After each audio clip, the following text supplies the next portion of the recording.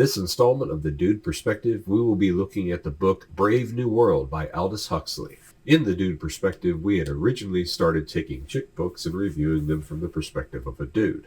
Where that was fun, I eventually got kicked out of the women's book club that I was a member of, and now I'm on my own to find new material to review. So what does the world need now? I'll tell you what the world needs now, my fellow dudes, is a review of the three classic dystopian novels, Brave New World, Animal Farm, and 1984. These books seem to be coming up a lot in political discourse, or what passes for it these days, so I thought it'd be interesting to take a fresh look at them from the time, I had read them originally when I was in school. In Brave New World, we read of a cast of characters living in a world that is hyper-efficient.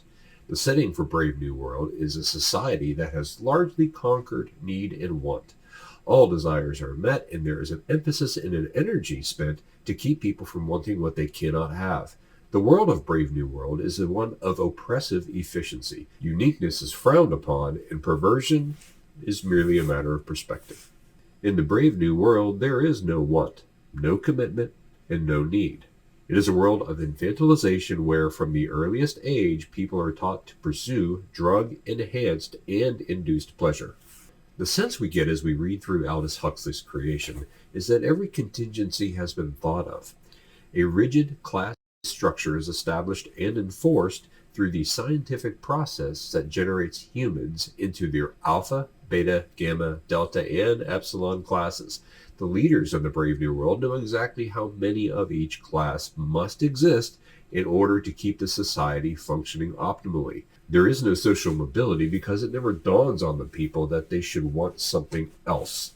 In short, the Brave New World is an engine and the people are its fuel. And spoiler alert, if you don't want to know what happens in this book, this is where you might want to stop watching.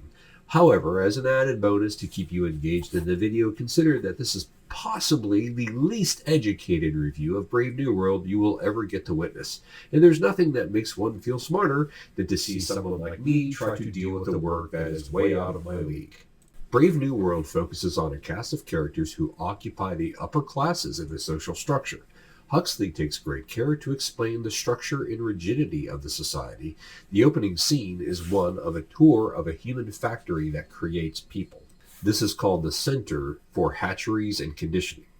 The director of Hatcheries and Conditioning is a man named Tompkin. He is giving young, up-and-coming alphas a tour of the Central London Hatchery and Conditioning Center. You see, in the Brave New World, people are not created the old-fashioned way. They are all created via test tube. Sex has turned into a meaningless recreational pursuit and is encouraged even in the young children. And we also get to meet one of the nurses, Lenina.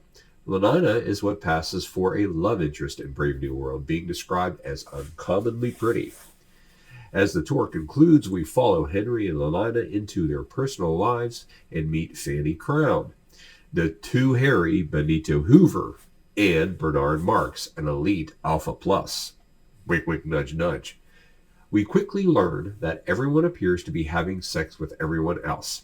Lenina has grown slightly bored with Henry and so decides to go on a savage reservation getaway with Bernard Marx to New Mexico in the United States.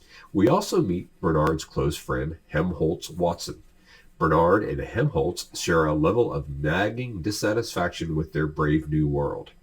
Ultimately, all of these characters exist in the narrative as a device through which Lenina can meet the savage. In the next scene in the book, we attend a church service in the Brave New World. They call it a solidarity service. These are fortnightly affairs full of drugs and group chanting and hysteria. 12 people seated in a circle, boy-girl order, of course. I have compiled the following seating chart based on the book text. Everyone wants to know who was sitting by Fifi. After the solidarity service, Lenina has a decision to make regarding the odd Bernard Marx. Should she go with him to the savage reservation? The book explains that only 6 people in the entire center has ever been there. And when you compare Bernard's oddness with somebody like the normal Benito Hoover, hairy though he be, it was quite the conundrum. Lenina ultimately decides to go, even after a peculiar date with this Bernard Marx. Before they can go to New Mexico, Bernard must meet with his director, Tompkin. Seeing as Bernard has already obtained the approval of Mustafa Mond, for this expedition, this was a mere formality. Upon seeing where Bernard is going, Tomakin relates a peculiar story about his own trip to the New Mexican reservation, during which he lost his female companion and returned to London alone. The scene makes an impression on Bernard, as it is uncharacteristically emotional and revealing. The director quickly remembers himself and sends Bernard on his way, but only after threatening him that he considers the reports on Bernard's behavior to be unbecoming of an alpha. Tomakin explains Bernard needs to shape up or he will send him to one of the islands, a common threat in the Brave New World. In New Mexico, Bernard and Lenina find a young man and his mother, Linda. Linda happens to be Tomakin's lost companion, and the young man, John, is Tomakin's son. We will come to know John as the Savage, because Bernard obtains permission to bring both Linda and John back to London.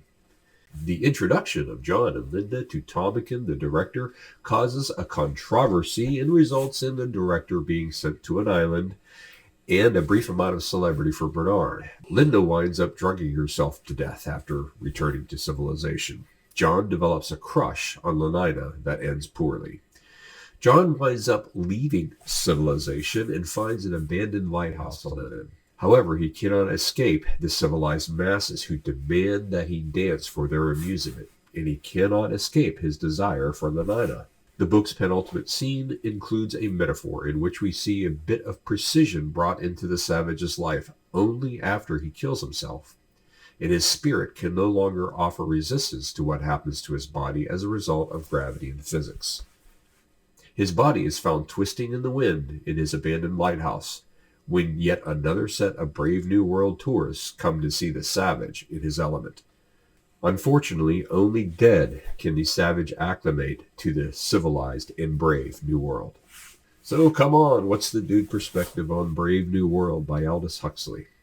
The crescendo of the book is found in the conversation between the Savage, a man with 1 foot in the Brave New World via his mother and father, and 1 foot in the Native American West by way of his upbringing, and Mustafa Mond, one of 10 world controllers, the cardinals basically of the Brave New World, the resident controller for Western Europe. Mustafa Mond explains to the Savage that civilization has no need of nobility or heroism. Mond's point is that those attributes are only required in a society that lacks civilization, because only uncivilized societies require things like sacrifice. For his part, the Savage rejects this idea under the Shakespearean notion of whether it is nobler to suffer the slings and arrows of outrageous fortune. The Savage closes this conversation with Mustafa Mond by reclaiming the right to be unhappy. The result is that the Savage rejects civilization and seeks redemption through self-denial. So there you go, Aldous Huxley's Brave New World and the Dude Perspective. I hope you enjoyed the video. If you did, like, share, subscribe. You know the drill. Comment, always comment, engage. Let me know where I went wrong. Let me know what I messed up because, heck, this is life, if I recall correctly.